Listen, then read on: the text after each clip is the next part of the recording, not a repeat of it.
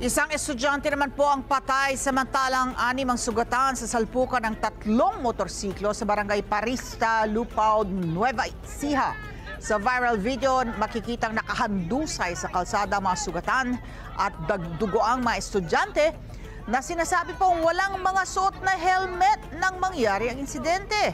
Sa harap po nito, nakipag-ugnayan na matauhan ng Lupao PNP sa pamunuan ng Doña Juana Chioco National High School at sa District Supervisor ng DepEd para sa mga hakbang para siguraduhin ang kaligtasan ng mga estudyanteng nagmomotor. Paalala po ng pulisya, 18 years old, 18 taong gulang patas lang ang maaaring bigyan ng lisensya at ang mga nagmamaneho ng motorsiklo ay kailangang may kasamang lisensyadong driver.